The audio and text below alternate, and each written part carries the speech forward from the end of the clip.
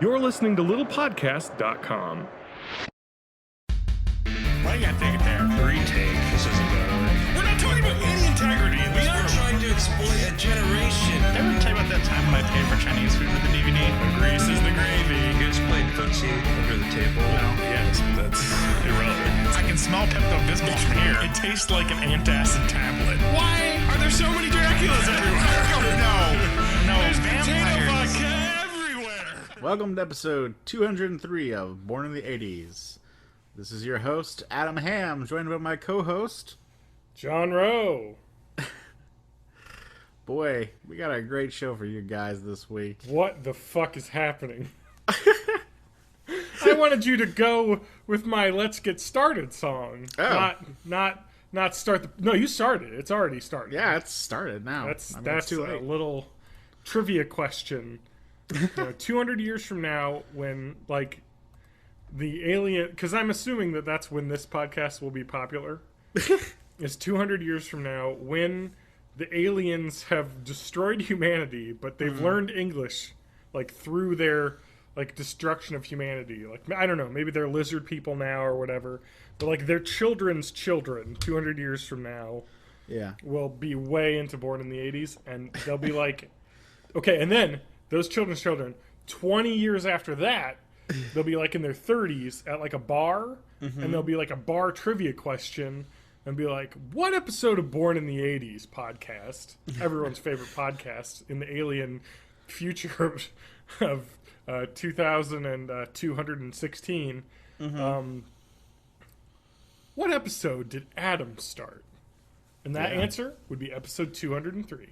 That's right. That's right, and it's the only one ever. I think so. If Adam ever starts an episode again, he will not make it. You stepped on my toes once, and I chuckle it off. But number two, you know what did George Bush say? Fool me once, shame on you. Fool me again. You ain't gonna ever fool me again. That's right. I said it probably worse than he did, but it was pretty close to that. That's pretty close. So yeah, that is what I'm doing. Computergate 2016 update. Still having issues. Yeah. Although I could probably get away with. I think it's just a video card. I just need to buy a new video card. I might just get like the same, because I could get like an R9 380 for $200, and that's like maxed out 1080p, which is what I play at anyway. Yeah. You know? Oh no, that's playable. Maxed out would be the 970. God damn it! I might as well buy a $300 goddamn video card. You know what time it is, Adam? Yeah. Tax return season. True. That's when I bought my computer. 3 years ago, I purchased this computer in 2013. And so, actually, when you think about it, in the grand scheme of things, this computer has only had 7 months of issues. And the rest of the 3 years were good. So, Yeah. it worked for about a year and a half, and then it decided to take a poop. But whatever. So I'll probably get a new video card. And then failing that, if it's, again, bigger issues, I am going to build my own PC. Yeah. I've decided. That's what I'm talking about. I've decided. It's stupid because I know how to do it, and I tell everyone how easy it is, and I've done it before, but I keep just being like, I'm so scared. You know, because things have changed so much, because when I built a PC in, like, 2006. I know what you mean. Also, I mean, there's the thing, building it for other people is one thing, but, like, building it for yourself, you're like, well, this fucks up, it's all on me. Like, I know. But the nice thing about building your own computer, Adam, and you would know this, because you I built would. yours that you have, right? I did, yeah. Yes. Is that if something goes wrong, you know the insides and where everything plugs in, because you did it. True. You, like, know how to deal with things. And it's so easy to build a computer. Like, you know what I mean? Like, the only reason I didn't do it was because the company, we've been into Computergate all of last year, so I'm going to keep this brief. That CyberPower PC that I bought it from had a deal where the PC that I was getting was like, I think it was $1,300, and I think if I were to buy the parts separately, it was somewhere around like $1,100. So I figured for extra $200 and like they're gonna put a water cooler in there that I probably wouldn't have dealt with myself, and like I was like, you know what, for $200 I'll let them deal with it. I can't. It wasn't worth it. Or either that or they put together bad computers, because every other computer manufacturer charges way more than like a $200 premium to build it for you. Yeah, More pretty like much. $400, $500 premium. So yeah, I'll just build it myself. So we'll see. All right, moving on off that. So that's what I've been dealing with. Been dealing with display driver AMD KM DAP stopped responding and has successfully recovered about 100 times in a row. And then a gray screen appears. And then I turn the computer on and off again. I don't know. It's fucked up. God damn it. I am not getting another Radeon. Yeah. Even though those graphics cards that we bought. They were really good. The The 4850s, it still I works. think. What is it? Yeah, 4850. I think that's what they were. I'm searching my Gmail just to see if I've got... They're like 4850 HD or something. But here's a chat. Radeon 4850 for Newegg for like $95 I bought it for. It's good shit. I talked to Lee, who I never talk to anymore. Yeah, that's cool. Well, anyway. Yeah, that card still works and is in my other 8-year-old computer, which still works with no problems. Yeah. So, I don't know, man. Anyway, building it yourself's not too bad, so I'm going to put my money where my mouth is and do it this time if I need to. And spend a weekend working on it. It's so easy, especially because I guess I've heard that a lot of the aftermarket coolers that you get for the CPU have that thermal paste already applied. Like you just peel off a little thing and then you just jam it on rather than having to... Although I've heard horror stories of... actually, the guy from Madison Geeks who helped me fix my computer, they were part of the 7 months, but that wasn't mostly their fault. Yeah. The fact that the manufacturer sent a broken motherboard and 2 broken video cards in that 7-month time period shows what type of parts manufacturer CyberPower PC sources from.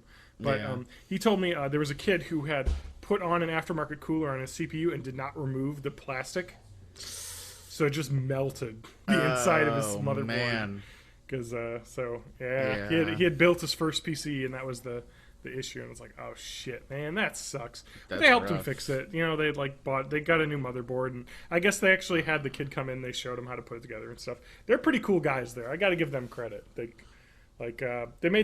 kind of slow, and their reviews online are not the best compared to some other places. But they've treated me all right, despite the issues. Anyway, so Computergate 2016 completed. Adam, what did you do over the week? We tanted Penny Dreadful. What is that? So Penny Dreadful is... I've never heard of this. Explain it to me. It's a Showtime show. Oh, why? Whoa. How do you get Showtime, Adam? By not the most legal. Okay. Anyway, so that's not in your cable package, nor is it in mine. No, Adam, I know how you get it. By adding it to Hulu. You're adding it to Hulu for just $10 a month. Yeah, send us free Showtime. Hulu. Who knew? Who knew? Hulu. All right. Penny Dreadful. What is it? Yeah. Pretty much kind of what the title says. So, like, Penny Dreadfuls were these... It says nothing to me. Oh, well, are you familiar with what Penny Dreadfuls were? No. Okay, it's like in the 1800s. I know Pennywise the Clown. From the fucking Stephen King... Oh, what was that? God, what was that movie? Oh, what was it? It was the movie. God damn. No, but I know Pennywise, the skate punk band from the 90s. Ugh. Anyway. No, Penny Dreadfuls were like these little kind of just trashy, kind of small, thin books that you would buy for a penny that were horror stories in the 1800s. Yeah. And they were called Penny Dreadfuls because you buy them for a penny and they were filled with dreadful shit. Like a little book of calm? Not quite. If the Little Book of Calm was full of murder and monsters, then yes. Okay. Well, probably not. Probably not then. But yeah, Penny Dreadful basically takes all of your famous horror stories and kind of melds them into a show. So you have like Victor Frankenstein as a character, as well as his monster. All right. Thank you, Adam. You get 2 points. 2 points. Can I get the judge? Yes? 2 points for 2 points. correctly referring to Frankenstein. Yes. There have been rumblings of perhaps Dracula showing up at some point. So these are like little, each episode is its own like No. famous monster themed short story, or what's going on? They're all just kind of in the same... It's almost like League of Extraordinary Gentlemen. Okay. Except they're not really all together. They're like, there's kind of a team that's trying to save Mina. Harker, if you're familiar with Dracula at all. Not This really. guy's... Okay, so... Adam, for someone who hates horror movies, you're really into a lot of horror-based television. I read Dracula, the book. Bram Stoker's Dracula. Okay, fair enough. But I do like vampires as well. I mean, I've read this back of this Count Chocula. Yeah, that probably covers the most salient points. I did the puzzles. Yeah, okay. Then you're up to date then. Keanu Reeves had a weird English accent. Yeah, he was Jonathan Harker, by the way. Okay. And that he was And Winona Ryder. Mina's husband. Was that Winona Ryder? Probably. It's been forever since I've seen the movie. I've seen All the I know movie. is Gary Oldman has not shown up yet. Oh, what? Oh, this is great though. Her dad, who is kind of like one of the main characters of this, Yep. played by Timothy Dalton. Oh, right. Yeah. I'm in there. Exactly. Also, this is, I guess, what Josh Hutchinson's been doing since a couple of years ago. Okay. He plays a pretty cool, like, he plays the only American who is, like, from this Western sharpshooting show. Wait, but you who? get the feeling... is it not... It's not Hutchinson. It's Josh... Josh Hartnett. Huh? Hartnett. Maybe. Yeah, probably. I'm looking up the IMDb page. Okay, yeah, Josh Hartnett. Billie Well, I think Piper's Hutchinson. in this. Yes, she is. Man, everybody's And in this. And you see everything. Really? Yeah. Man, Billie Pipes. why do I gotta watch Penny Dreadful?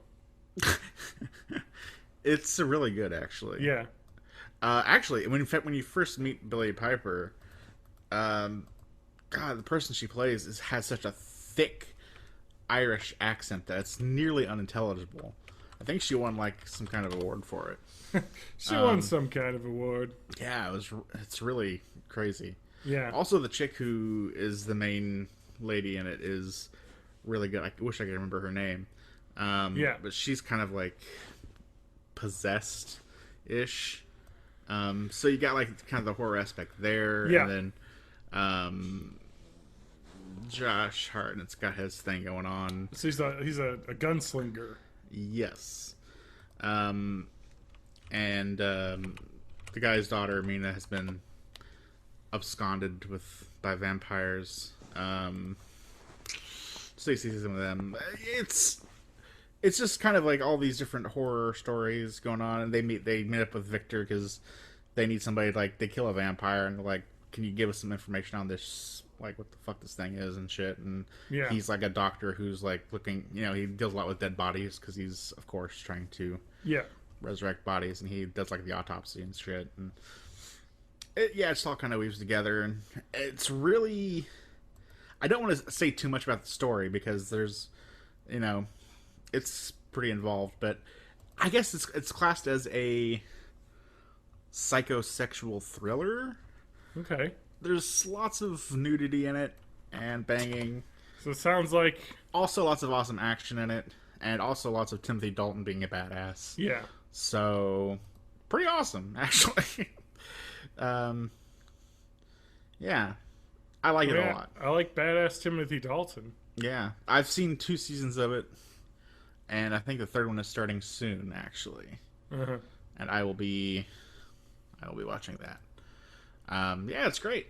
I definitely suggest it. They do a lot of good foreshadowing and stuff too. Yeah. So is the the plot goes week to week though? It isn't like a kind of episodic thing, or is it a bit of both, where they kind of have? It's not very Monster of the Week. Okay. It's like a serial type thing. Oh, that's cool. I mean, the setting is kind of neat. It is really neat. It's all mostly in London. Yeah. And Dorian Gray's in there too somewhere. So of course. Yeah. His aging. Yep. A picture of him. And Mina's father is this big explorer guy. Like, he was a professional explorer back when that was a thing. Timothy Dalton. So he's kind of cool. Yeah, he's pretty cool. Neat. Oh, trying to think of who else is in this.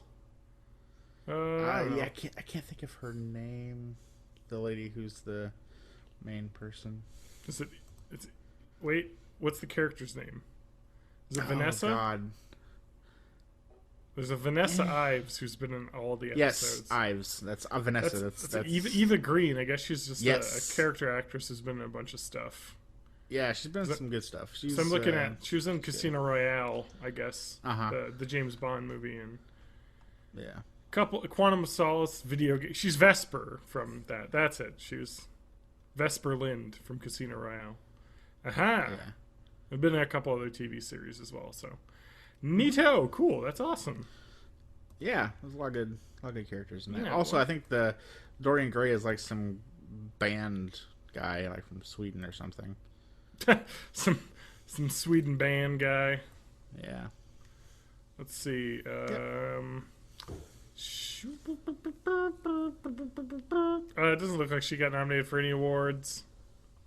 Sorry. Fangoria Chainsaw Awards. She was nominated. But all of Billie Piper's awards come from Doctor Who. Her Doctor Who time. Cool. Times. When she got her Who down. Yeah. Okay, well let's move on to me. Let's do one of my things. Yeah, let's do that.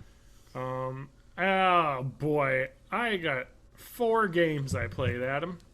Wow. I'm just gonna spit them out to you. Okay. Super Mario 3D World for the Wii U. Okay. The Talos Principle for the P of the Seas.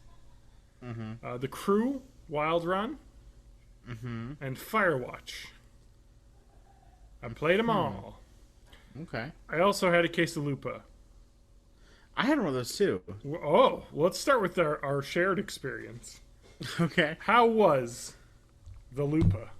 I enjoyed the Quesalupa. Yeah, I spoke with a friend of the show, TJ, on Twitter, had mentioned that he had also had a Quesalupa, and he was not as enthused as I was. Yeah. He said it wasn't very good.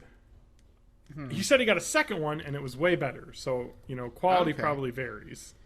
I've only had one. It was too. Pretty decent. I've only had one. Although everything else I had during that same run was pretty gross. Really? Yeah, I don't know. I'll tell you the Taco Bell run I did. My Taco Bell grocery haul video will be up soon. I got the 2 chalupa. Or no, I didn't do that. Sorry, that's usually what I get. You and me both, Adam. You know the 2 chalupa meal's good. I do. I usually get gorditas instead of chalupas, though. Either way. I got the cheesy gordita crunch meal, which is a cheesy gordita crunch and then 2 tacos. And then I was like, I got to try the quesalupa. So I just got a beef quesalupa separate. My God, was that beef quesalupa good. But then also the cheesy gordita crunch was a revelation. I forgot how good those are. I got almost the exact same thing. Really?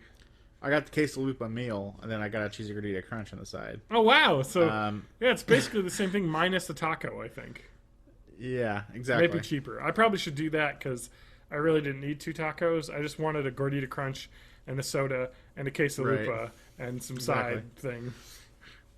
All right. But yeah, I don't know. My cheesy gordita crunch wasn't very good. Oh, mine was amazing. Half of the hard taco is not as hard as it should be. And it's just not super great.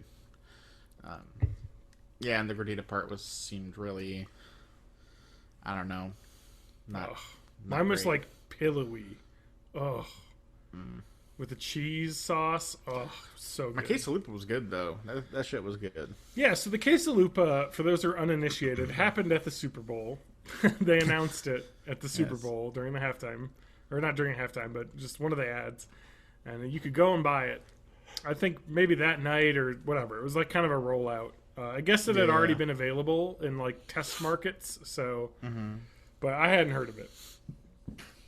I liked it a lot. It is basically, I guess the best way to describe it is like a cheese quesadilla as the shell of your chalupa. Like a Yeah, fried but cheese it's also- quesadilla. Yeah, I was gonna say it's like fried because it's like a chalupa kind of thing. Yeah. So they like take A yeah, cheese chalupa. and what I really liked about it is the cheese wasn't like nacho cheese goop sauce. It was actually like pull apart like cheese, like stringy, like melty cheese, which was awesome. Yeah.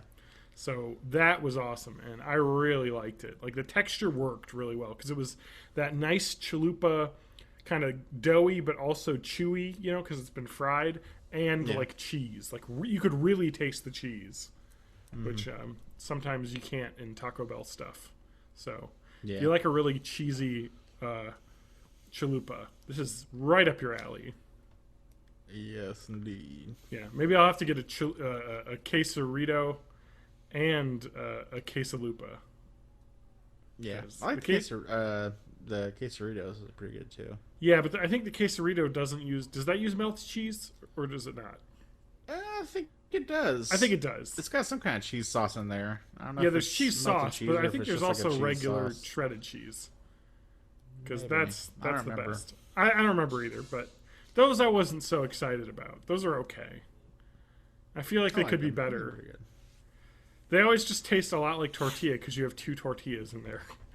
To me, Yeah. whereas I think the quesalupa bakes the cheese right into the tortilla, or the gordita, Yeah. or whatever the fuck you call that flatbread. Yeah. Yeah, so that's it. That we both had that experience. Mm-hmm. I'm just gonna go into the notes and mark that off. Okay. Let's mark Penny Dreadful off as well from Adam. That sounds exciting. I probably will never watch it, but I don't have Showtime, Adam. Yeah. They put that on Well. like Amazon streaming for free or on Netflix or something. I'll probably check it out, but Yeah. it's a hard sell. Adam, what do you want to hear me talk about? I gave you 4 games. I'm What do you wanna kind of hear first? interested in Firewatch. Yeah, we should probably talk about the game that came out this week that I played. Yeah. Firewatch. Adam, what is Firewatch? You play a guy watching for fires, I think. That's right. No, it is not at all that. Really? No. It's that is it. That is like the premise or maybe the Yeah. the backdrop of which the story that you go through is told. That's all I really know. It is not so far, though I'm only like maybe an hour and a half in, has not been about watching fires. That's probably about halfway through the game then, from what I've heard. I heard it's about 4 hours. Yeah. I'm not like I'm sure you could speed run this in like an hour and a half.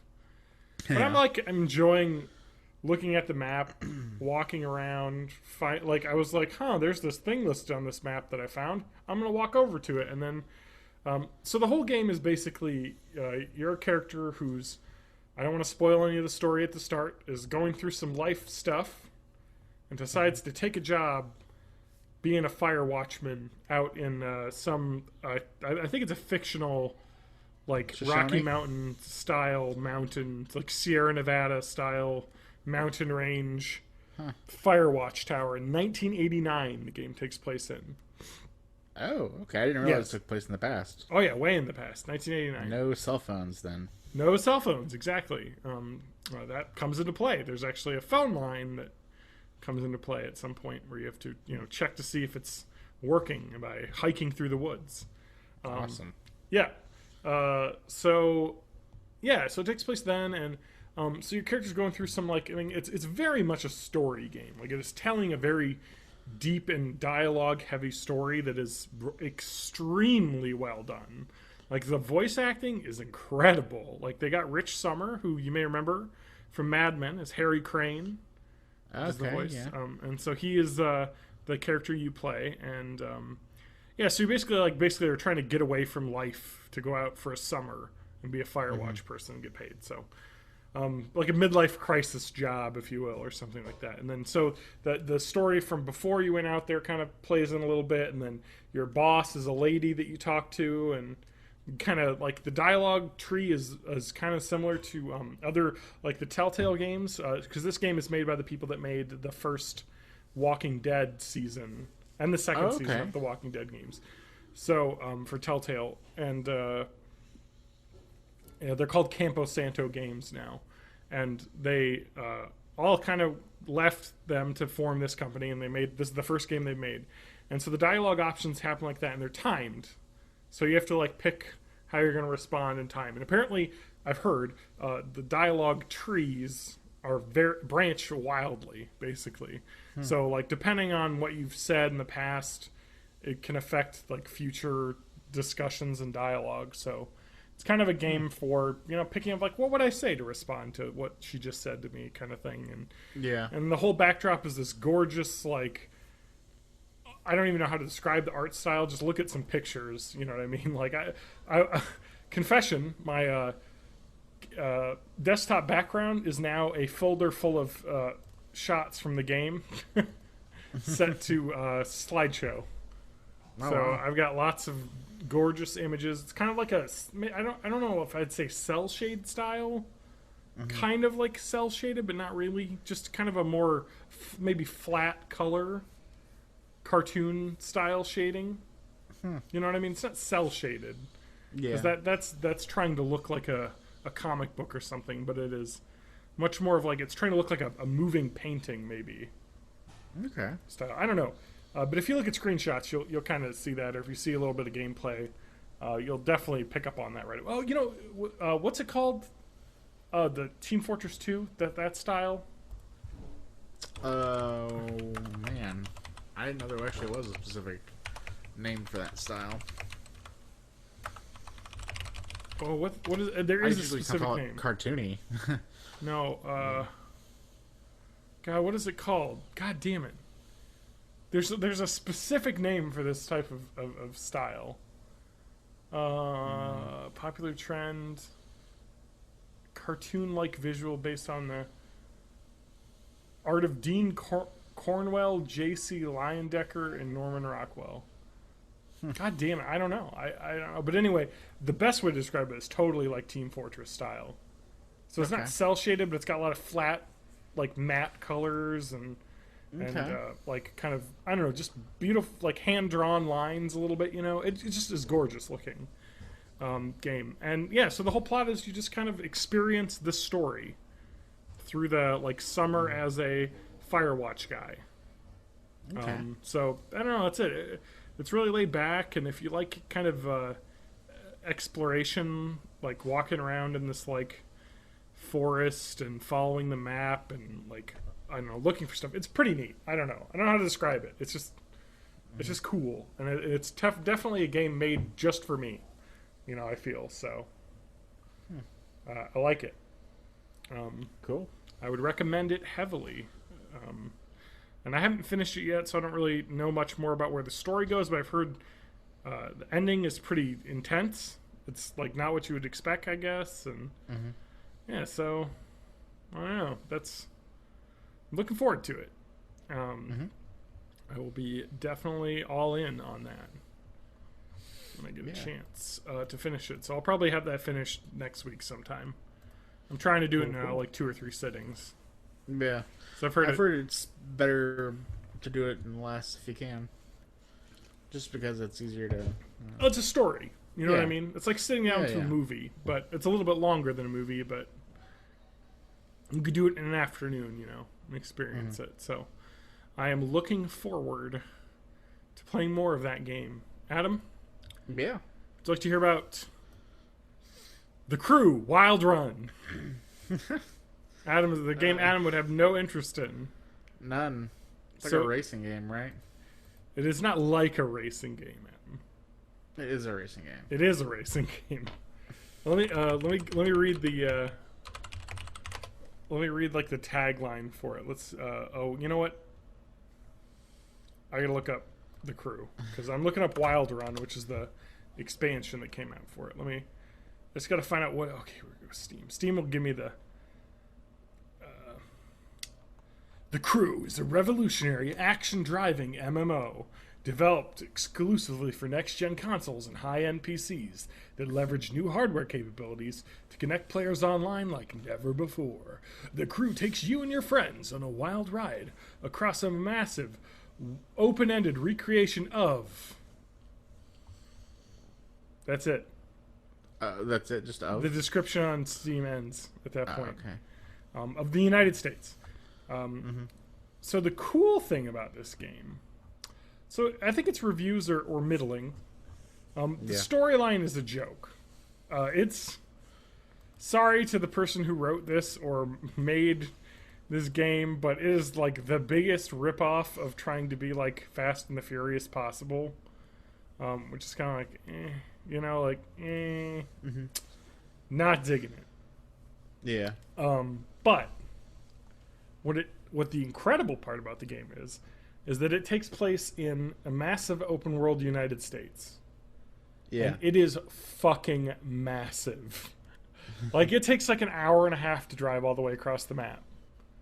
So it is actually fucking cool though in that way. And that's what I really dig about the game, is that when you drive to New York, it feels like New York. When you drive to Chicago, it feels like Chicago. You look, there are landmarks from Chicago. There's Navy Pier, there's the Sears Tower, there's, I had a race where I raced past the Field Museum.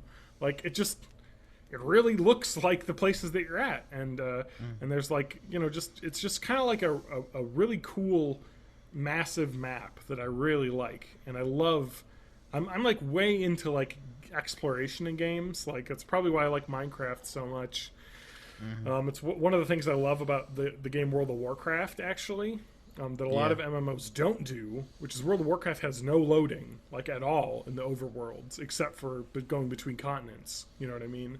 So it's kind of like the idea of that you can run from one end of the continent to the other without any loading screen, so it just kind of feels connected in a way. And that's the way this game works, is it's just a massive United States that, if you were to drive every road, it would take hundreds and hundreds of hours. So it is just really kind of cool how expansive it feels, you know what I mean? And so when you drive to a new city, like, so I went from just starting Detroit, and then I drove to St. Louis, and it's like a new hub, but it feels like a new place, you know what I mean? It feels very much like a new, world. I don't know how to describe it. It's just kind of neat. Yeah. I haven't seen it, but I've heard them describe it, and it sounds really cool.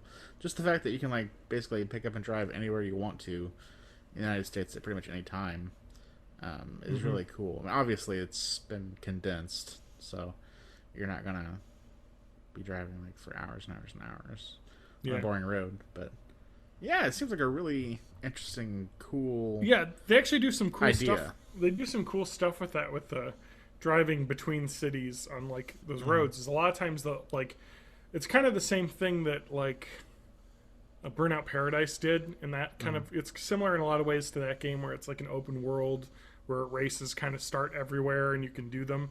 But this has like other players online, so you connect to a server and everyone's driving around in the US, so you'll drive past people all the time. So what's really cool about it is you're driving from place to place, but there's also like challenges that happen from place to place. So there'll be like okay, now try and go as fast as you can from this point to this point on this highway as you're traveling from destination to destination. And it also has a fast travel system that works ridiculously quickly. It's like weird how quickly it works. So like the way the map kind of works is it'll zoom out, and then when you zoom in, it actually shows like 3D, like the map from above, like the ground and your car from above. And when you zoom out, it goes to like show a topographical U.S. map. But like, so when you fast travel to another place, it like zooms in from the map all the way down into your car, and it looks really cool, and it happens really fast. So that's kind of neat. So so if you want to do a mission that's like really far away, you can fast travel to pretty close to it and drive there. So it doesn't, you don't have to do that. But one thing I am looking forward to, and maybe I'll stream it this weekend. So look for that on my stream. I'll do it. But I want to drive across the United States, all the way from Maine to like Baja, California. I think that'd be cool. Any other games you'd be interested in hearing about? Yeah, the Mario one sounds pretty cool. Okay. Yeah, it totally is. So I bought the Crew also because they have Steam's having a Lunar New Year sale. Have you seen about that? I saw there was a sale, I think, but I didn't know what the There's a deal ton of shit on, was. like everything's on sale. Yeah. So I don't know how to describe it. This game's on sale for one. You know what I mean? There's a game called Spin Tires, which I might end up buying. Have you heard of Spin Tires? I have not. Okay. Actually, it sounds kind of familiar, but I don't think I have. I don't Okay, know. so Spin Tires is an award-winning off-road driving experience. This is crazy. Designed to challenge the player's driving skill and endurance. So basically, take responsibility of operating large, all-terrain Soviet vehicles and venture across the rugged landscapes with only a map and compass. So, like, basically, you have these giant fucking Russian trucks, and I guess the game is, like, heavy into, like, mud physics. So, like, basically, someone described when they played this game was like, all right, drove my truck out, got stuck in the mud. Drove out another truck to winch that truck out, which also got stuck in the mud. Drove the other truck with treads on it out to winch the other ones.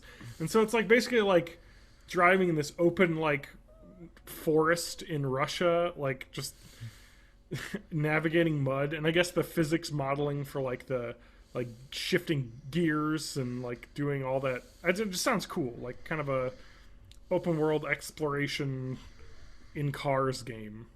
And I guess it's $15, so I may pick it up on the sale. Yeah, I don't know. I love driving games, though, so I know Adam's not that kind of guy, but I am not really. definitely. And so Spin Tires actually wasn't on sale earlier in the week, but now it is, so I'm actually, I put it in my cart already. But if you look at the reviews of the Crew on Steam, it's pretty intense. Most of the, like we've got this 189 hours played, one negative review. I bought half a game. They're no better than scammers. I bought the gold edition in pre-order. Now its price has been lowered, and the price for the actual complete edition is the same price I paid for the first time. Yeah, so they released, I guess, the Wild Run. Which is the DLC I was talking about. That I bought the like edition that came with it, and I guess because the full game is only $30, and the edition with the Wild Run is $40. But so if you bought the game and the season pass, it did not include the Wild Run expansion pack. The season pass did. You had to buy that separate for $20. So people are kind of pissed about that. But I mean that's kind of Ubisoft, you know, Adam. That's kind of just the way Ubisoft works. Yeah. Where it's like, buy a season pass, and we're going to put an expansion out as well that isn't included in the season pass. You know? It's like, what the fuck? That pisses me off. Season passes are kind of bullshit, though. They really are. It's not worth it. It depends. Like, well, if they tell you up front what's coming in it, you know, everything, and you're like, okay, that sounds like I want to play that, then yeah. Well, it just depends. Like, I would probably buy the season pass for Fallout 4 because that's probably going to be like 2 or 3 story-related things. Cause based on previous games. Yeah, if you look at Fallout 3, I mean, there's like 4 story expansions that came out for that. They were all pretty significant chunks of game. Right. So, so it just depends on the country, or not the country, the company. Yeah, and the past with them and stuff like that. But yeah, in general, you're right. If it's like a new property or something you're not familiar with, you can really blow some money by buying a season pass that sucks. yeah, it's just kind of like the bad eggs are going to ruin it for the bunch, or the bad apple will ruin the whole bunch here because it's just like I don't know. Another Steam sale, Adam. God damn it! I'm gonna buy some more games. They're rough on the wallet. May have to buy another game tonight, but I've been playing a ton of The Crew. Like, it's just something about. I love exploring in games. So, like, Firewatch is exploring. Like, The Crew is driving around this open U.S. that, like, I don't know. Like, when there was a legit moment when I was driving through Chicago and took a turn, and I was like, I've actually driven on this road. Like, I have been to the Field Museum and parked in this parking lot that I'm drifting around. Like that's pretty cool.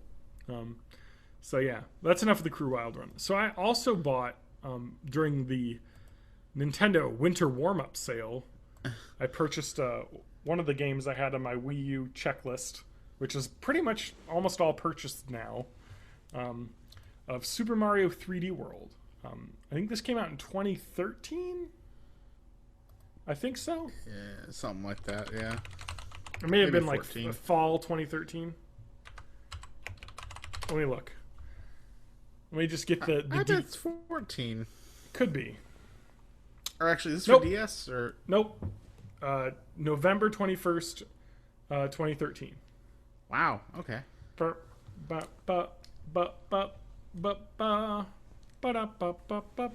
Yeah. So yeah, Nintendo's kind of weird because they announced it in 2013 and it came out in 2013. But so it is awesome, Adam. Did you play any of Mario Galaxy? No. Adam, you know what you could do? Actually, I think I have played some of 3D World though. You should get Mario. You should get a Wii U because it has Wii backwards compatibility. Yeah. And so I have played Wii games on my Wii U, like at a Mario Galaxy. You know what I mean? Yeah. So you could get a Wii U and just get caught up and just pick up like the classics for the Wii, that you want. I suppose. I'm not pushing you on this because it is an expensive console, but that's the thing. It's just that was kind of the thing that pushed me over, though. It's like because it does play Wii games, though, so it's like Wii games. That kind of adds a lot to the library, because yeah, I don't know. Anyway, and I believe it just have for you too many games as it is. That is true. There's way too many games. Yeah. So this is very similar playstyle to Super Mario 3D Land, which is kind of like the free roaming of like 3D Mario games, like a Super Mario 64 or Sunshine. But it isn't like that because it kind of has the mechanics of 2D platforming, where there's like a flagpole and each level has a timer. So it's not like an open world level like in Mario 64 where you get all the stars. Which I also have on my Wii U because I bought the Virtual Console version of that, which is fun to play actually. I bet. Yeah, so you can do, and so it's a 4-player co-op. So Lauren and I have been playing it together in co-op, and it is like just like 3D Land where you play each level and then you walk in an overworld to the next level, just like in like Super Mario 3 or Mario Brothers 3, and you get in your level, and they're 3D, right? But they're built like 2D levels. So like they're just like floating like squares basically of level that you just run around on and do stuff. There's been there's a couple mini game levels. There's like the Captain Toad's treasure levels, which are fun, where you kind of use the gamepad to move the camera around and find things, and like it's kind of like a little puzzle game where you have to like unlock the correct way to get the little tokens and stuff. That's really cool. It's just really cool. Like each character has different attributes slightly. Like Luigi jumps higher, Peach falls slower. So it's kind of mixed like all of the Mario mechanics. I was going to say it kind of sounds like pulling some Mario 2 in there. Like yep. And I guess there's mystery houses where you like do challenges in a time limit. There's Captain Toad levels. There's double cherry levels, which are fucking crazy. So it's a new power up where you get 2 characters. It clones your Mario, and they both use the same controls. Oh wow! So it gets really messed up when like one of them makes a jump and the other one doesn't, and then you have like 2 Marios jumping like doubled all like do 2 parts of the maps. It's actually pretty cool, and you use those to like solve puzzles. So like you have to like step on 2 blocks to open a like special star and stuff, and use the stars to unlock like extra levels that are fun. There's been like levels where you ride on top of a Loch Ness monster type guy, and it's like an auto scrolling like racing swimming level. Man, I hate auto scrolling levels. Yeah, well, it's not auto scrolling in the way. It's just that you ride on the back of this guy and you have to like navigate a river basically. It's fun. That was really fun actually. It was difficult but really fun. I don't know. I really am digging the game. It looks gorgeous, and especially like in 1080. It just is awesome. It's really fun. I don't know how to describe it other than that. Like, man, Nintendo knows how to make a good fucking platformer game. It is just really fun to play with multiple people. You know. Yeah. Like I could imagine. And the other great thing about the Wii U is that Wii controllers work with it. So, like, I have 4 controllers, you know, because I had 2 Wii controllers. I got the gamepad, and I just bought a Pro controller. So it's like, I've got enough, you know what I mean? It's fucking sweet. Yeah, so it's pretty awesome. I'm really, really digging it. And cool. I'll continue playing it. Like, I love them. I love my Wii U. It is a really fun console because it is so different than any other, because like I play games on the PC, I play games on the PS4. They're very similar games, but like the Wii U is the only place you can get these Nintendo experiences that are just always the best, man. Yeah, I really wish they'd just break down though and like release them on other consoles. They might. Maybe. I don't know. I mean, yeah. Apparently people are buying enough of their stupid consoles to wow, Adam. make it. I'm sorry, but they're just not as good as other consoles. I mean, their software, sure, their games are great, but like, you know, all the online stuff is super weird on Nintendo consoles. Yeah. Are they finally past the weird friend code thing now, or is that still? No, I don't really know. That's terrible. It's weird. I can't defend that. Yeah. I don't know. Yeah. Anyway, the Wii was like 2 taped together GameCubes, and this is like the 2 Wii taped U together is 2 Wii's. taped together Wii's. No, no, it's pretty powerful. The games are in 3. It does look. It does. I don't know how to describe it. It's not like last gen or next gen because they don't really try and have realistic graphics. You know, like 3D World with the art style it has looks gorgeous on my 1080p television. So that's the thing. Like Nintendo games have always looked. I mean, even like GameCube games still look really good. They still look good, yeah. Especially like Wind Waker. But I mean, when you design a console, know it inside and out, and develop software for it, you know, like you're the sure, I guess it's gonna look pretty good because you know every in and out of it. Yeah. But anybody else tries to put anything on it, looks like garbage. Yeah, that's kind of the problem. The most part. Yeah. So. Or with the Wii, it was like, let's put out this storybook game collection because grandparents will buy it for their kids who's got the Wii. You know what I mean? Like, yeah. Or let's put out a third-party game like 3 years after it came out on all the other consoles. Yeah, like let's get Mass Effect 3. Let's get Mass Effect 3. Well, actually, I need to finish Mass Effect 3. You do. Maybe I buy it on Wii U.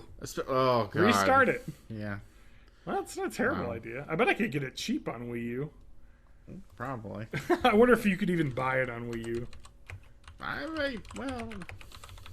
Maybe. Let's see here. Well, the ratings for the Wii U version of Mass Effect 3 are pretty high.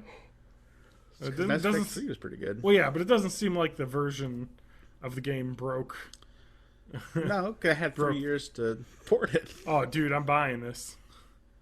Yeah. Guess how much it costs? $15. $12. $12. Great. I mean, that's pretty cheap. I can get You should Assassin's finish it Creed because I can get Assassin's Creed 3 for Wii U for $5. yeah, well, you can probably get Assassin's Creed 3 anywhere for $5. Let's see what the It's kind PS3 of a version shitty game. costs. Oh no, the PS3 version is $10. Oh, Anyway, oh man. yeah. But I should play Mass Effect 3 again, and maybe Yeah, I'll get the Wii U especially- version. Especially because Andromeda is supposed to be coming out sometime this fiscal year, I guess. Yeah, I guess the Wii U version comes with all the DLC. Right. Um, I don't think I played any of the extra people are saying the DLC. Wii U version is just as good, if not better, than the other systems. So, awesome. Right. Um, Great. cool. I'm excited. I'll probably buy it for the Wii U because I need to play it again, and my Xbox is Well- pooped. Yeah, there's the thing though. Like, I'm not getting into any of that previous info. What on previous previous info? characters? Oh, Well, yeah. curious about all your character stuff. Like, Yeah, but it big allows you choices to and- decide it when you start the game. It's not the same. Well, I didn't make a horrible monstrosity person like you did, so my guy will look There you just the go. same. Yeah, you need that monstrosity. Anyway, as long as Rex is alive, I am happy. God, just looking at screenshots of this are have me wistful. Like, Yeah. I fucking loved Mass Effect. That series. Yeah. I can't believe you didn't finish Mass Effect 3. I don't know. I just think life happened. Anyway.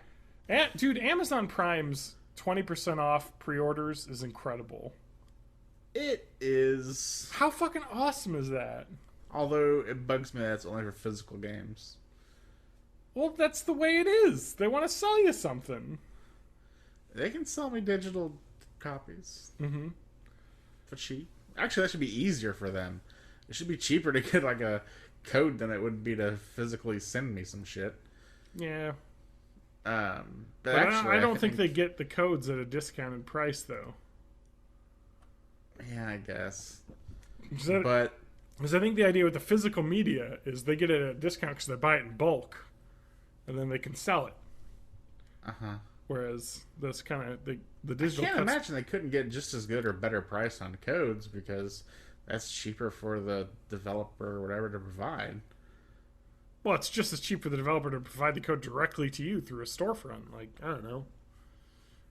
I suppose. It's weird. Anyway, I was gonna say 20% off is nice, but 30 is even better.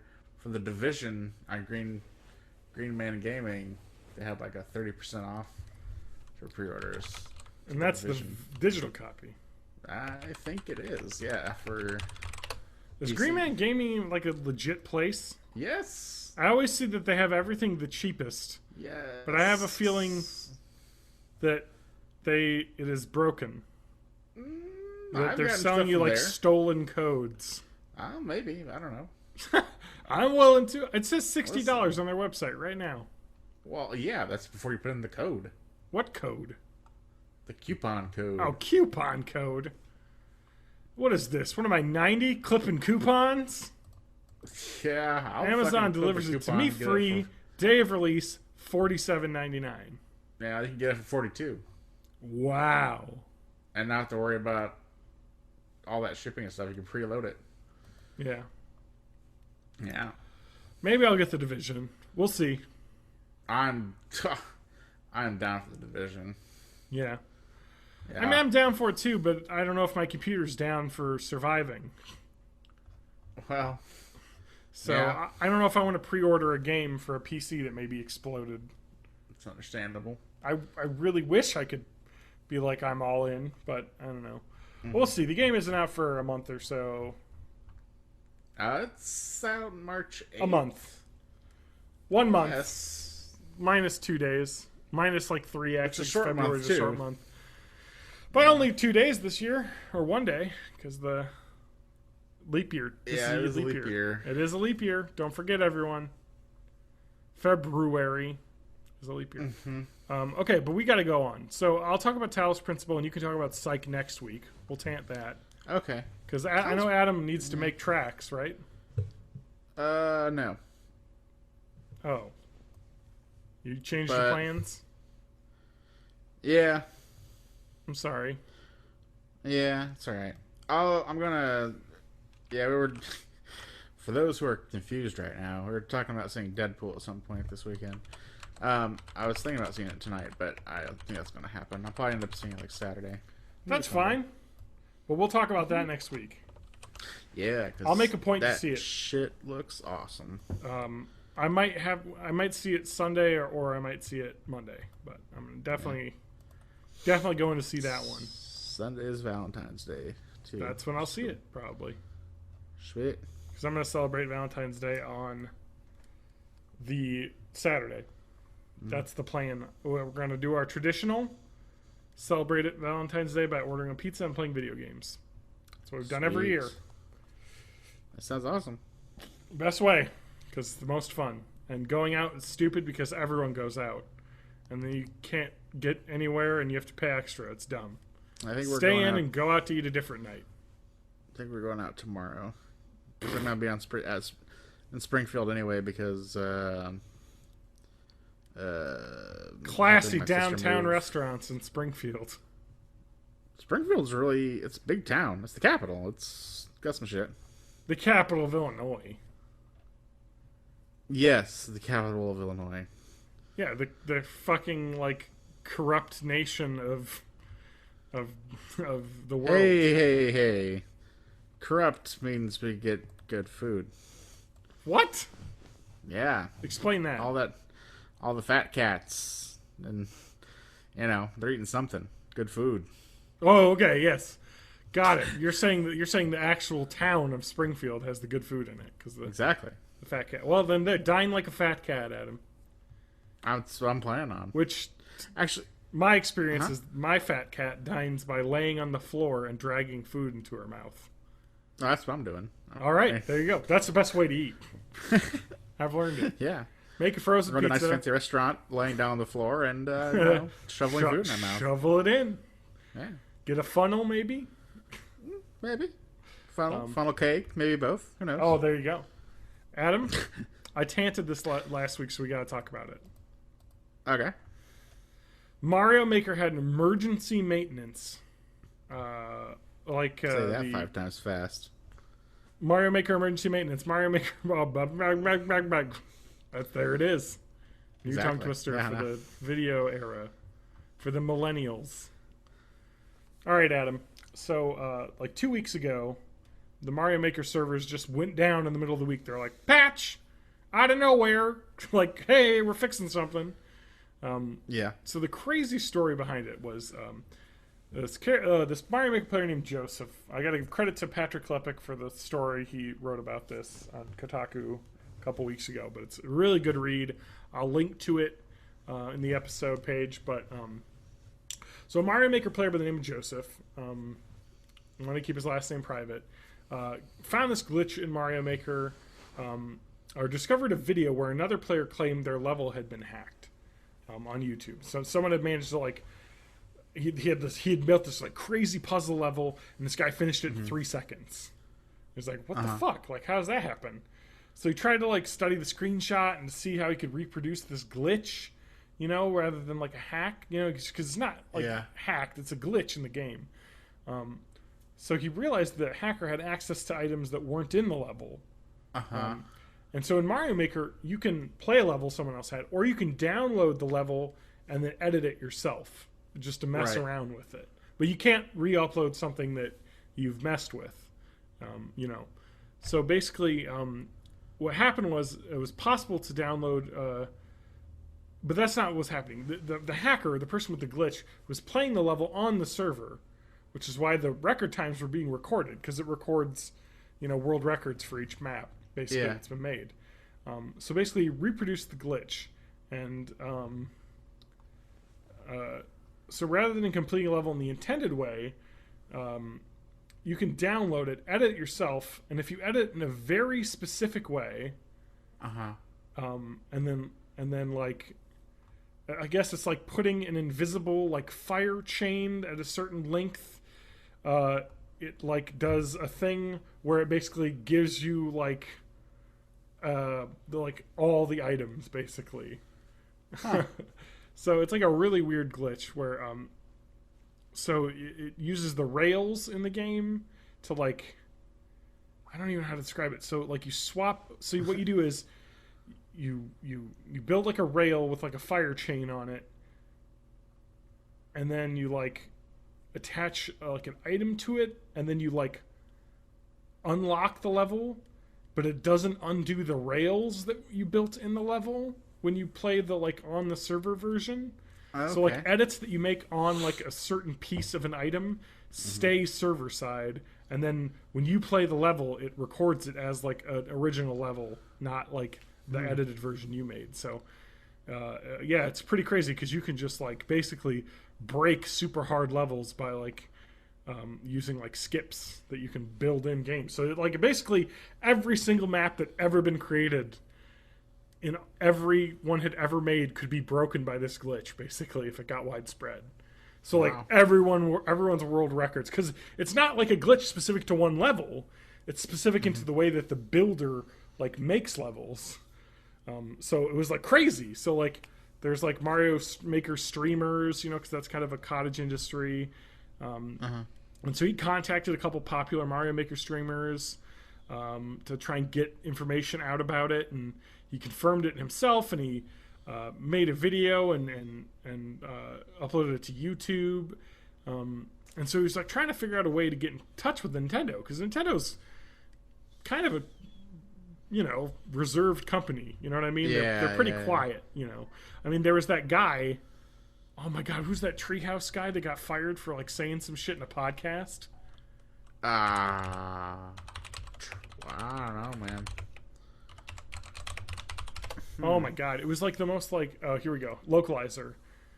God, this story's insane. So he showed up on the Part-Time Gamers podcast, which apparently is the podcast. He's part of Nintendo's Treehouse localization group. And he said a couple comments about localization. Let me read the exact comments he said. Clocks in with an hour. Blah, blah, blah. He used Captain Rainbow, a game he characterized as very Japanese. And an example of people who would say, look how many people want this. Don't you want money? And they'll be like, yeah, we do want money, which is why we know it's a colossal waste to localize that in this current market, because look at you people. You don't make a big enough group. You know, people are like... So he was very frank about localizing. Because I want to see the comments that got him fired, but people have difficulty understanding how expensive it is to localize games, which is more than just translating and marketing and everything. If you look at Xenoblade Chronicles, people love that game, you know, with a certain group. The game is not the type of game that pulls in enough to justify the cost on that. But we got in the States by luck.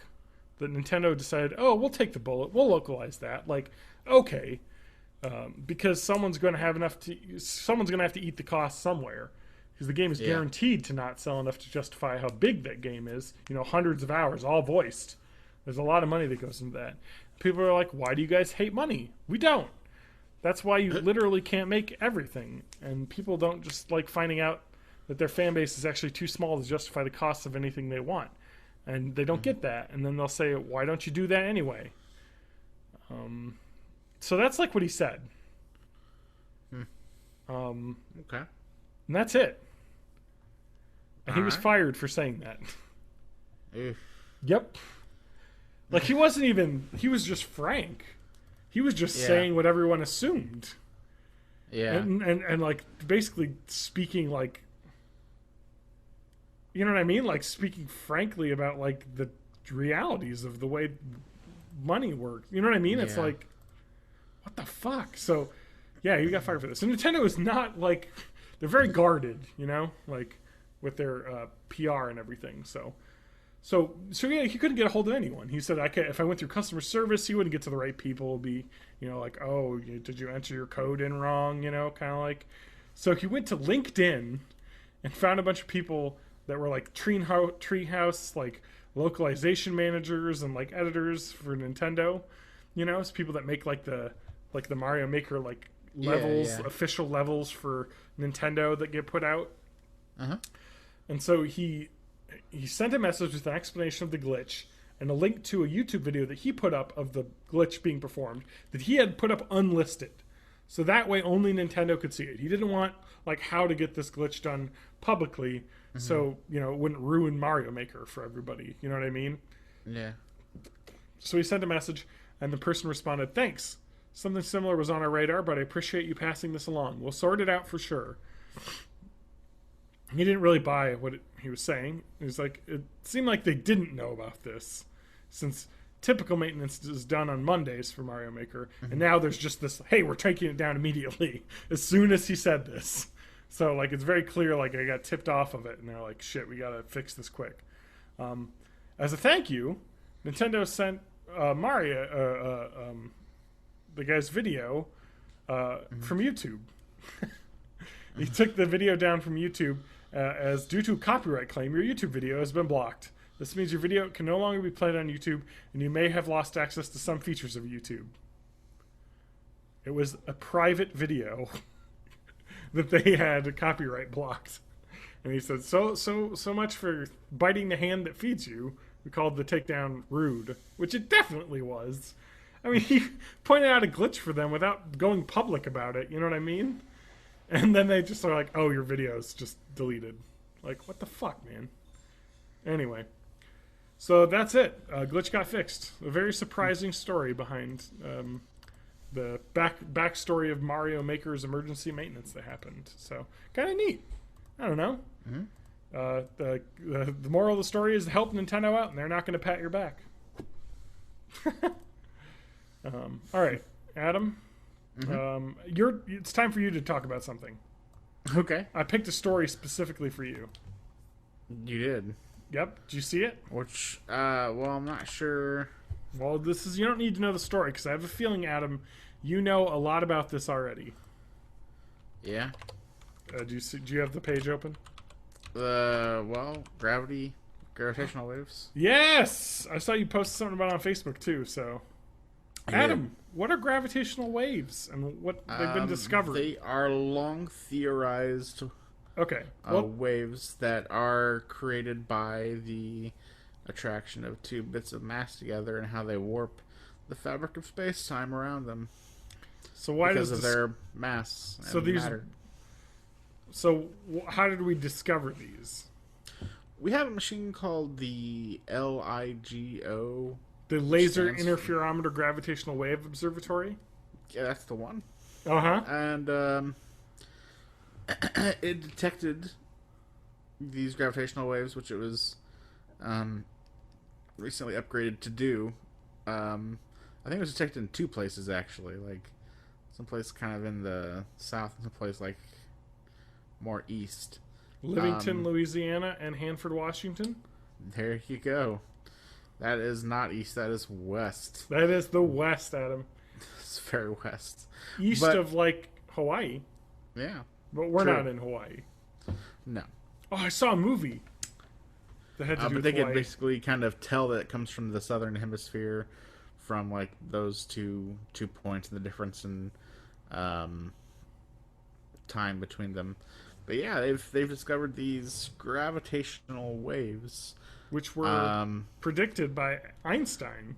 Predicted by Einstein, like in the early ago. 1900s. Yeah. Like in 1914, 1916. Era. Around general relativity time. Einstein was right again. Yeah. Einstein wins. I mean, when it comes... Yes, Einstein wins. That's a reference to a gaming session. Oh, yes, it is. Only Adam and I will get, and other people from our gaming group. So what's so cool about gravitational waves? What does it matter? Well, they're a new way that we can observe the universe. Mm-hmm. Just like other kinds of waves that we measure from space, we'll be able to now measure, like the amplitude and like the craziness of these gravitational waves and what that means for the phenomena that we're reading. Mm-hmm. And who knows? Like,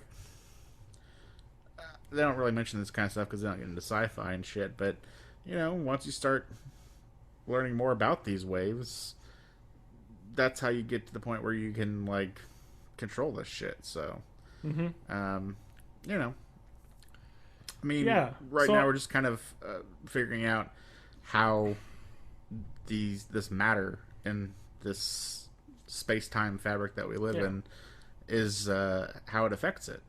Like, just being here actually causes ripples that go out, and when these ripples hit other ripples, gravity is what happens, basically. Yeah. They kind of twist together to form the attraction between the two bodies. So I looked into this a little bit, and it was like, so I guess the detectors they have are like a laser kind of detector that is like between Louisiana and Washington, and then it can detect like the difference, like in just the minusculous microscopic differences between like the lasers. Right. And the only, they're like on like certain like just anti-movement platforms, so that the only thing possibly that could move this thing would be gravitational waves. Would be the only thing that could move it.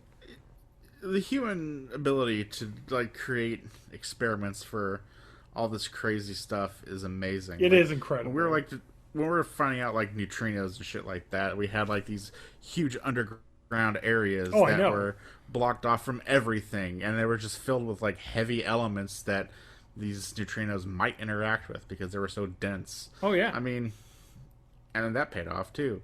It's just one of these things that, this people can come up with like this insane shit to test out this stuff, and it's really impressive. It's funny that it was exactly 100 years after his prediction. Yeah. 1916 it was. Yeah. And, you know, physicists are saying, like, this is a whole new era of, you know, cosmology and astrophysics, because now we can have a whole new thing to measure these distant bodies with, and how to, you know, get more information about them.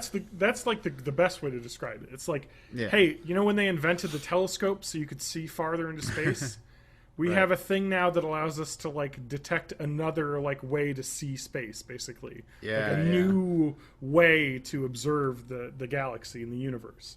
And so this was a supermassive black hole collision that took place 1.3 billion years ago. That they were able to detect the gravitational waves from. And so I guess basically what happened was, 1.3 billion years ago, two black holes behind 29 and 36 times the mass of the sun, respectively. During the peak of their cosmic collisions, their power output was 50 times that of the entire visible universe. Yeah. So 50 times that of every single sun that existed in the universe when that happened. These two supermassive black holes when they collided. But the crazy thing about this is that when the universe began, the Big Bang, that's how far back this could look.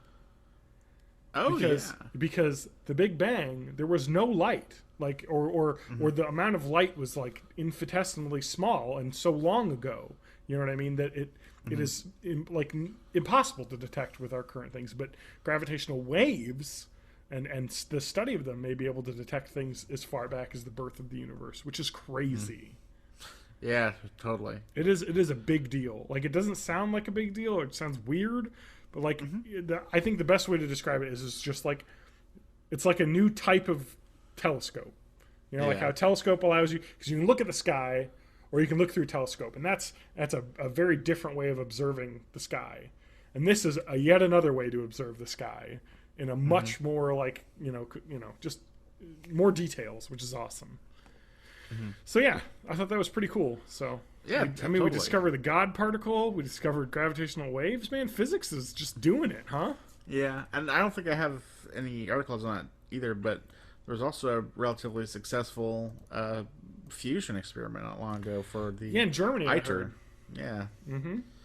Yeah, they got it like going for a good long while. I mean, I say good long while. I mean that in terms of fusion, which is like nanoseconds. Well, I mean that's the thing though. This actually lasted seconds. Oh Jesus! I know, right? Yeah, that's pretty cool.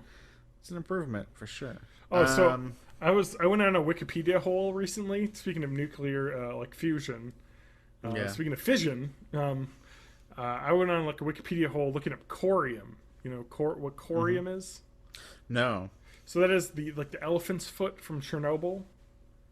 It is basically so corium is like the most radioactive substance ever created on Earth, basically, and it was when the core melted down, and so like like a nuclear meltdown happens, like you hear meltdown. Meltdown literally means the fissile material, the nuclear radioactive material in the reactor melts because it gets so hot because the way that nuclear reactors work is they boil water or they have other things that they do where the radioactive element is producing heat, and so they have control rods that they put in that like can control the radiation and cool it down basically, or they fill it up with water or nitrogen or whatever they end up doing to cool it, or liquid nitrogen or whatever. And so basically what happens when meltdown happens is like, oh shit, it runs away and we can't cool it down and it's just shooting off radioactivity. So basically the corium is like when the radioactive isotope breaks down and melts everything around it, so it just becomes like basically radioactive lava. And then I guess it came to rest in the kind of in the bottom basement of the facility in Chernobyl, and so it's kind of like a really gross looking goop of just radiation basically. Like if you were to stand next to that for an hour, you would die, like just on the spot. It's that radioactive. They were like a minute of exposure, like when it first happened, would kill you in like a month. It's crazy how radioactive it was. So I don't know. Something that's really interesting. Adam, Deadpool. Yes. So you're not seeing it tonight. No. But I am hype level. Seeing it. I am super hyped. Yeah. Like, I've heard nothing but good things about it. The Rotten Tomatoes last time I saw was like 98 or something. That is not true. No, not anymore. No. Man, I looked at it this morning and it's 82. Oh, still not bad. No, great. But it's just one of those things where everybody that I've heard of that's seen it has said it's great. People who are fans have said, this is the Deadpool movie that we've been wanting. It's nothing but good things, but also their marketing has been like just some of the most brilliant shit I've ever seen. Yeah. Like they've done such a good job of marketing and making me want to pulling me in, making me want to see it. I'm totally pumped to see this movie. Yeah. I like Ryan Reynolds as well, and it was kind of sad with how they handled Deadpool and the X-Men Origins Wolverine movie. It was terrible. Yeah. So I'm glad to see the character get a better shot, and I want to see it. I'm ready. Yeah. I'm ready. And it's kind of interesting. So looking at the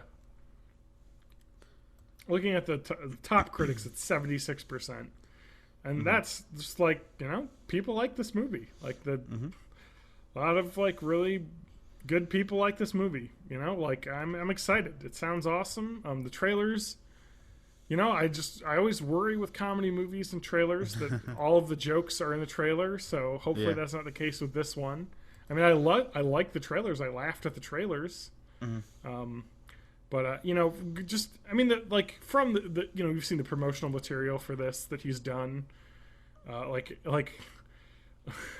just all the Twitter posts that Ryan Reynolds has been putting up. He's a producer of this movie as well, so he's not just starring in it. He has a vested interest in creating Deadpool, the film, which is pretty awesome. I guess apparently he did did some movies or stuff that he didn't want to do so that he could get to do this, basically.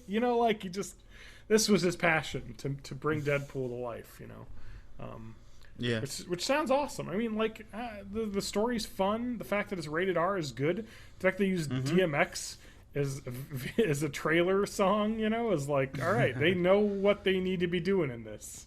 Yeah. So it sounds like the reviews are all like, it's not perfect, but goddamn, is it a fun ride, which is awesome. Can't really ask more than that, And they said the game isn't as clever as maybe they could have made it. I don't know. It's hard to describe. Yeah. Because the trailers didn't initially hit me as clever in any way. which is, I don't know. Deadpool's a weird character, though, because it really depends on who's portraying it, who's writing the comics. You know what I mean? Like, Yeah. that's the way every comic book character is, though. Like, a Frank Miller Batman is different than, the Batman from, like, Long Night or whatever. You know what I mean? Like, it's just... Sure. They're different. Yeah. Everyone writes their own story. And so this is Ryan Reynolds' Deadpool. You know what I mean? Mm-hmm. That's awesome. I like the idea that he had this vision of what they wanted to do, and they got to do it. And he got to do it. And the trailer's got some pretty funny stuff in it, And I liked Guardians of the Galaxy. And that was also kind of a funny tinged, superhero movie with some characters who may not be just good guys. So I'm kind of excited for Deadpool, and Yeah, me too. that'd be awesome. They're nice to have a good R-rated superhero. Yeah, there aren't very many. You got your Blades. There are not. You got was X-Men's Origins Wolverine rated R? No, I don't think so. Yeah, it's PG-13. Because Deadpool's in that, played by Ryan Reynolds. PG-13, yeah. Yeah. He's in that, but he's not Deadpool. Do you remember that? He's in that as Deadpool. You do not remember this. Well, who's in it as Deadpool? Ryan Reynolds. The X-Men Origins Wolverine. Yeah, it was terrible. He was like, they sewed his mouth shut and made him bald, and like he had laser eyes, and it was super weird. It was Teleported weird. and stuff. Yeah, it was terrible. It was a terrible ending. Well, yeah, I don't get it. Like, they were like, you can be Deadpool in this movie, but we're gonna make Deadpool with laser eyes for some reason. And he was like, well, I get to be Deadpool. Yeah, it was like just a mix of the other like Weapon X people. Put Yeah, together. it was like, we're gonna make Deadpool, but not like the Deadpool. Yeah, He's just gonna be a character called Deadpool. So, but anyway, I guess they got, him doing that got him to be the guy who is Deadpool, and so that when he got to make the one he wanted to make that's actually Deadpool, he got to be in, which is good for him. Yeah, I don't know. I'm looking forward to it. me too. I will see that, and we can talk about it next week, and I hope listeners will watch that too, because it's looking good. Yeah. What else is there? Well, Was there we anything could- else you wanted to chat about this week before we end? Not really. Maybe we can make it through one more month of. Oh, yeah, shit. Game Thank you. previews. Adam, host of the show. That's right. We got Preves.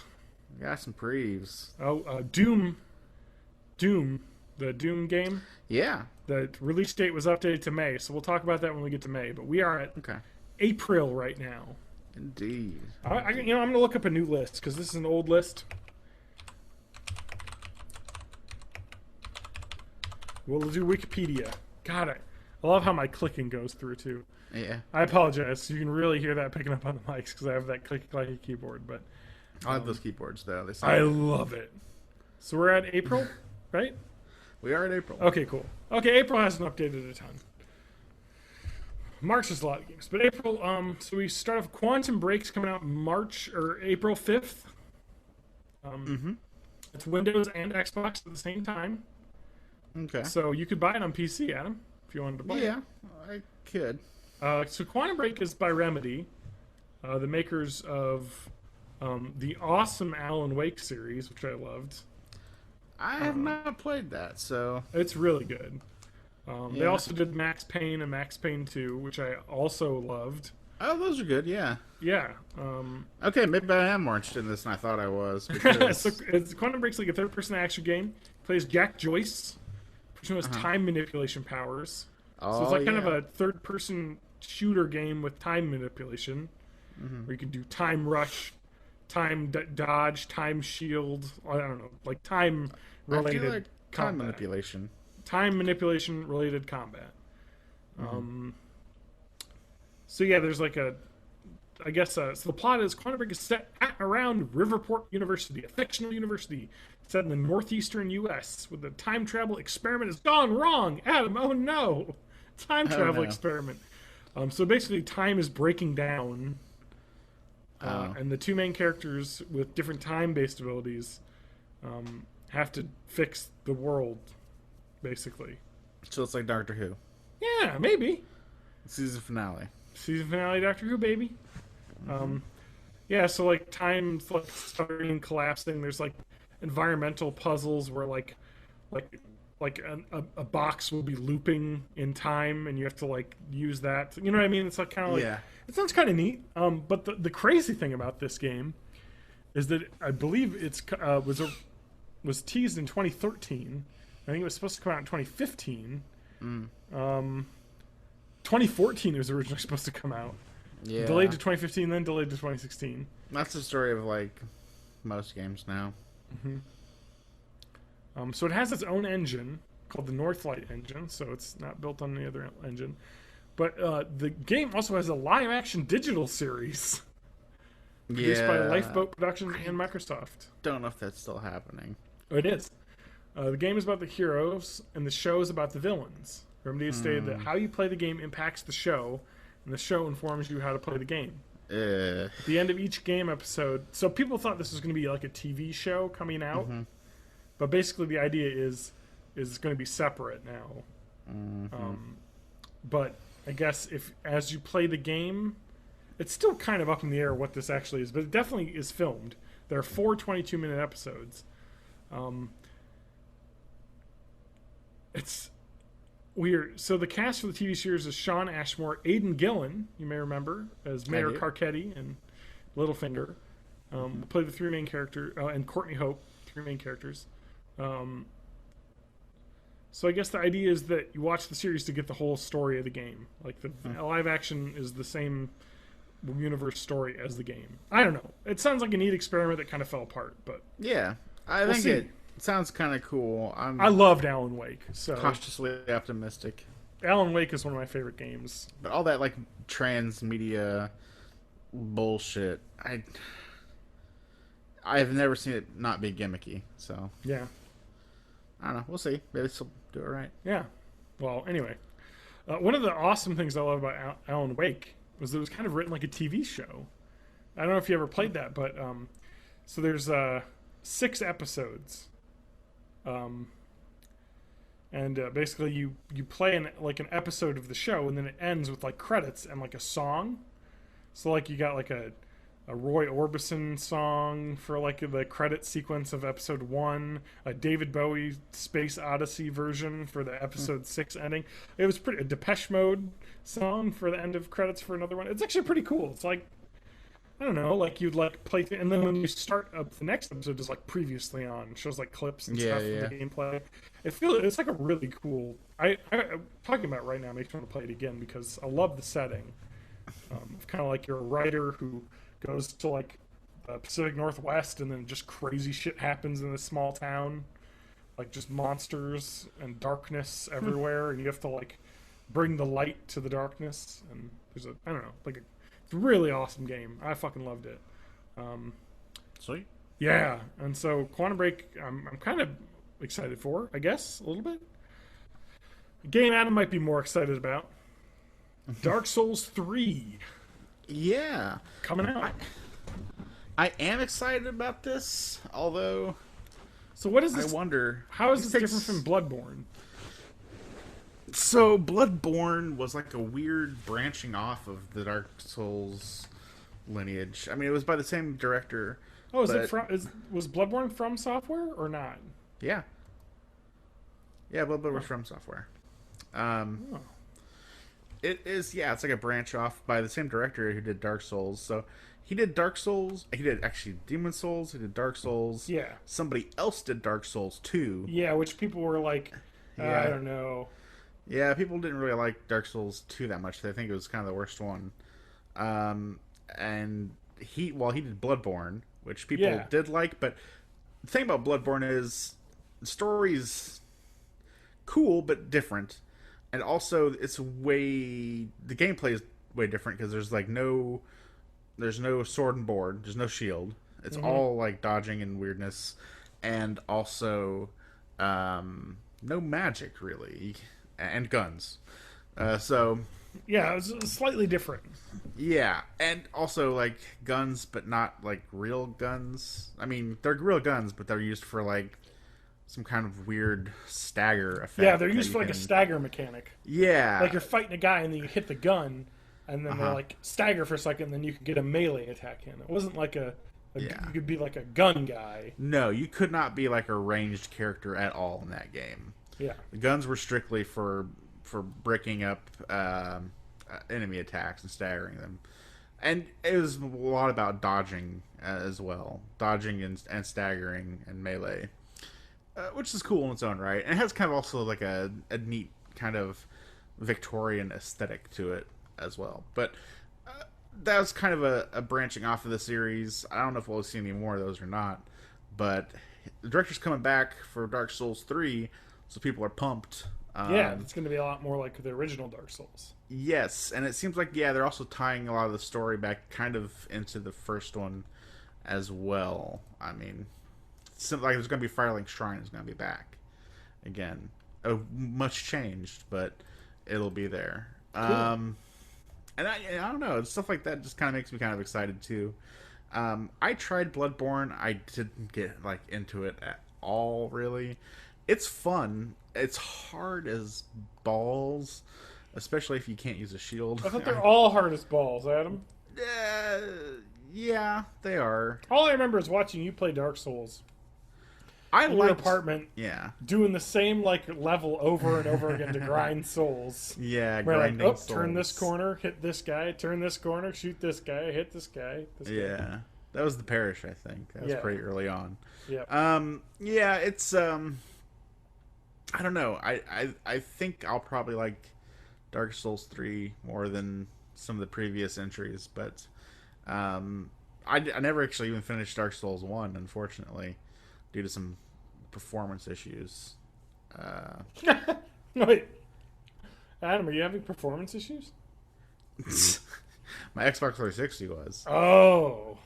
You get in certain parts of those games, a couple of different games, there's stuff like where you have to slog through some shitty areas, and they just murdered the frame rate. It's better on PC, and if you like use a patch that's unofficial, the official patch, the DS fix, official unofficial patch, right? Then it's much better. But I just had it on 360, and like anytime you went through that area, it was goddamn torture because it's hard enough game as it is. But it's so based on... Playing at like 10 frames a second is difficult. Yeah, because it's so much based on like movements and committing to moves and stuff like that. And a game that's hard anyways, where you can't really time your shit well. And you're getting hit and poisoned and cursed. And just timing-based, really. Terrible bullshit. Yeah, it's just... it was rough. So, I never really made it much past that in that game. I bought Dark Souls 2, but I never really played it. And I played some Bloodborne and enjoyed it, but I don't know. It was so much different from Dark Souls, and I missed my magic. So that's one thing that I really liked about Dark Souls. It's like a one person, a solo D&D experience almost with no story, or a story that you have to discover. Yeah. As opposed to... Well, did you see the Namco Bandai Dark Souls story thing contest? Yeah, that seems kind of interesting. If you can explain the story of Dark Souls 1, you can Namco's offering $10,000. Yeah, $10,000 to anyone who can actually explain the Dark Souls story. Yeah. And so apparently there's been a lot of really funny people putting YouTube videos up parodying History Channel documentaries and stuff about the Dark Souls story. So the Dark Souls story is crazy unintelligible. Oh yeah, absolutely. It's meant to be that way though. Where you're supposed to not know what's going on a little bit. You're not supposed to know exactly what's going on, but you'd be surprised how much you can piece together from item descriptions and characters that. Well, that's what I'm saying is it's not presented to you. You have to discover it through the game. Yeah, that is true. Not through the game telling you the story. It's no. Oh, this item or this text talks about something, you have to find that. The game is not much on exposition. No. But to tell you the truth, you get a good part of it just in the opening intro. It tells you kind of almost prepares you for what's going to happen and what you're going to do. But yeah. I don't know. I've liked the Souls games in the past, so I'm kind of excited about that. But I can't believe it's already coming out. Like, they've been kind of pumping those out recently, because I think Dark Souls 2 was last fall, like not 2015 but 2014, and then Bloodborne was like spring of 2015, I think. So, yeah, they've been really pumping them out. Weird. All right, we got 3 more games in April to talk about. Yeah. There's that Ratchet and Clank game I don't give a fuck about. Yeah, I was gonna say I can probably just blast past that one. There's the PC Assetto Corsa game. It was a racing game. Okay. Simulation racing game. It's coming out on the consoles. Coming out on the consoles if you don't got enough for it. There's a couple other cool games. It's 4 games, actually. All right. Star Fox Zero for the Wii U. Yeah, that's... I don't know. That'll probably be okay. There's not... Like, people are like... I remember at E3, people that played it were like, I don't know if I don't know about that. Yeah. I don't know what the direction they're going is what I want. But it sounds like it was supposed to come out in the fall of 2015, so they delayed it. Because it was shown in 2014 E3. And so they were like, hey, we're gonna work on it some more. So maybe those problems will be fixed. Like, nothing is known about this game, but I am looking forward to it if it's going to be good, because man, I like me some Star Fox. So if they can make a new good Star Fox and this gets good reviews, I'll be excited. So we'll see. Sweet. Bravely Second for the 3DS, the sequel to Bravely Default. Okay. Yeah. Which I should play. Yeah. What's that one? 3DS. Yeah. Adam, everything's on 3DS. I have a You want Japanese games? You need Nintendo consoles. I should get a 3DS because I do want to play the next Pokemon game that comes out. You want to play the next Pokemon game? You can play the old Pokemon games on those are coming out at the end of this month on Virtual Console. One thing I have played a little bit actually is Soul Silver. Oh yeah. Yeah, on my DS. Your regular DS. Yes. Yeah. Those are nice. The DS Lite is a great console. Yeah. I was playing a ton of. I'm playing a ton of X. I have X Pokemon. Oh, I have Pokemon Y. Pokemon Y. Why? That's good. I don't know. Yeah. So it's my first Pokemon game. I'm liking it. Yeah, I like Pokemans. Bravely Default was well liked, if I remember when that came out in 2013, or it was early 2014 in the U.S. But yeah, it's I guess the art is what's his name? Akihiko Yoshida. I guess he's a guy who's done other did Tactics Ogre and Final Fantasy 12. That Final Fantasy 12 game. I like that. Yeah, so his art style's been kind of cool. It's kind of like a turn-based, RPG. Supposedly the story's pretty good, although the ending kind of like... I guess people didn't like... the ending kind of turned into a slog, I guess. I don't know. Yeah. I didn't pick it up, but I probably won't, because nothing's ever on sale for the 3DS. So like, I could spend $40 to play Bravely Default like 3 years after it came out. And it's like, come on. Put your games on sale. Although this isn't a first-party title, so I might be able to look on Amazon to see. Although it may be more because it's rare. Yeah, it's $40 on Amazon. The digital code's $40, for God's sakes. Damn. Yeah, fuck, man. I think it has like a party system, like a job system, maybe. It totally does. Form flexible strategies by combining 20. I love job 20 different jobs. Oh, I'm sold. I am sold. The jobs. Man, I want to play this. Actually, looking at some of these screenshots. Oh man, I'll have to see if it ever ends up on sale. I need to stop buying games. So, now with the Steam sale going on that we talked about, so, so I'll probably wait until that becomes like a sale game. You know what I mean? Mm-hmm. Especially since I might be spending fucking $300 on my computer here in a minute. Yeah. Fuck. All right. Moving on. Bravely Second. Uncharted 4: A Thief's End is coming out April 26th in the US. Yeah. Adam and I played Uncharted 2. Well, Uncharted 1. we played Uncharted, and we've gotten through maybe half of Uncharted 2. No, I don't know about half. Probably a third. Maybe yeah, probably. We should play more of that. We should. Next time I visit. Okay. We'll keep it going. Keep it going. All right. I gotta get through those games. I know, right? They have the collection for PS4. Like, Yeah. The Nathan Drake collection, yeah. Mm-hmm. How much does that cost? Not a clue. Probably like $40 or something. It's like 3 games all remastered. But. Yeah, well, let's see what Amazon's got for me here. $30. 30. Oh, even better. That is not bad. No. For all 3 games, although the first game isn't very good.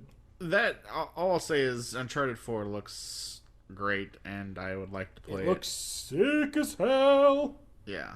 Yeah, I would buy the Uncharted collection for $20 because my Uncharted games I got came with my PS3, so it's not like I paid for them extra. Mm-hmm. But I would more likely play them on my PS4 than my PS3. Yeah.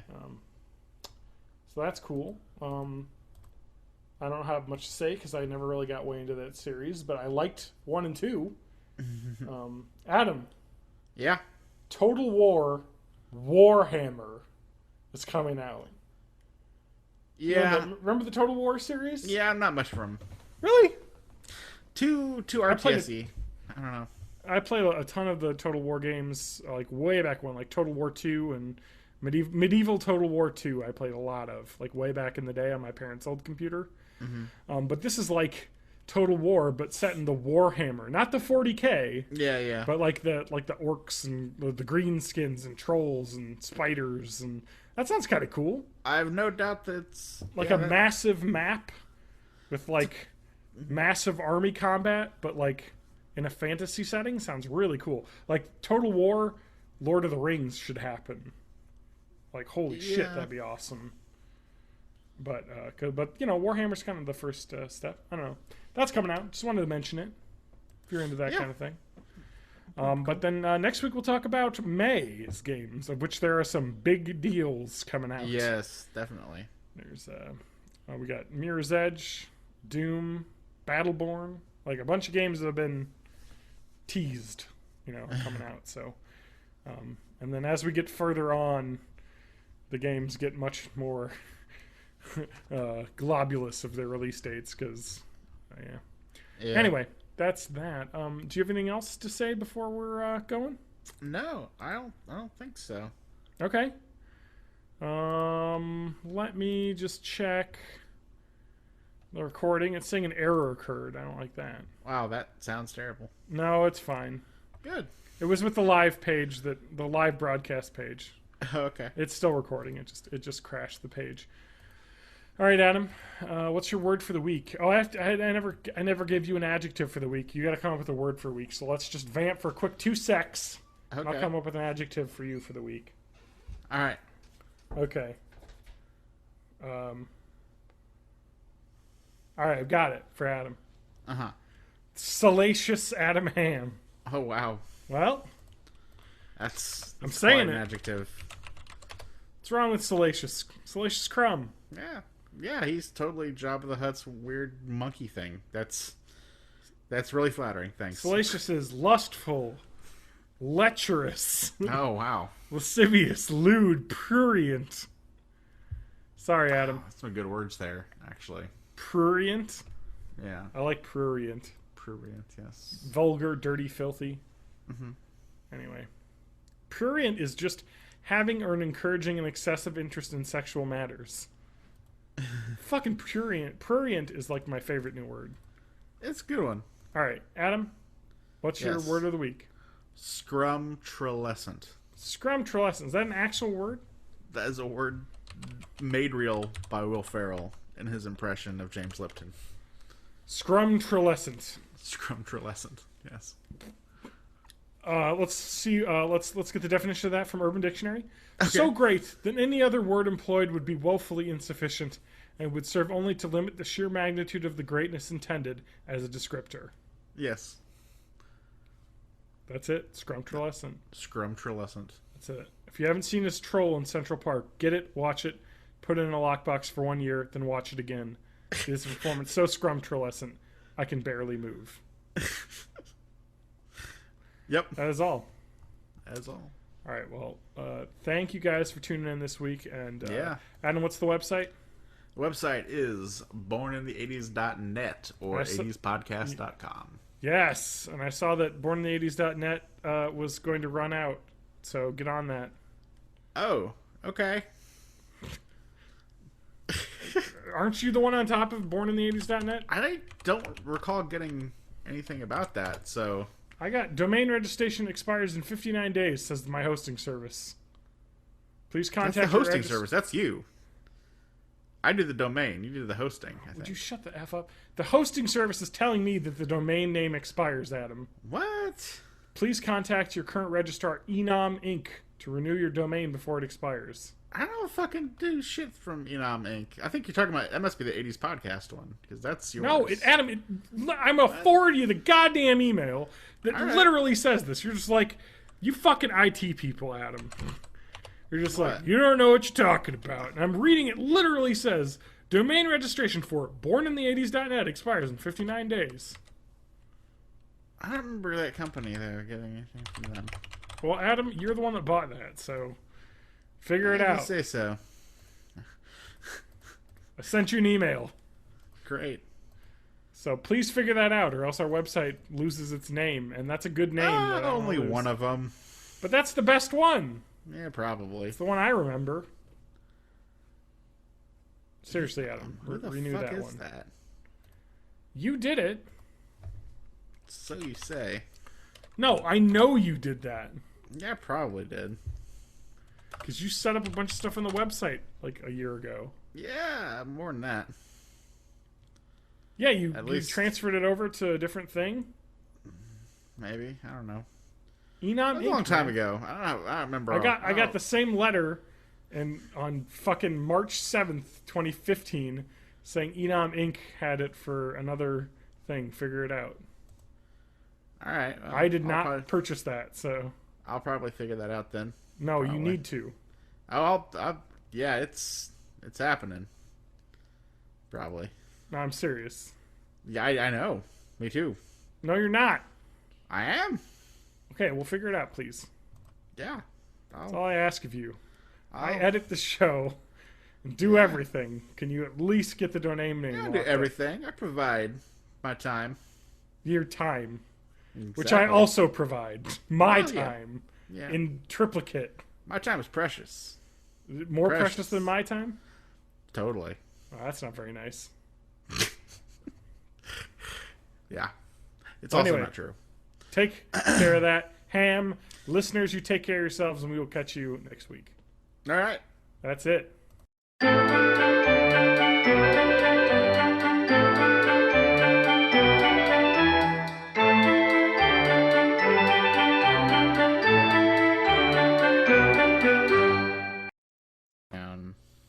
That's right.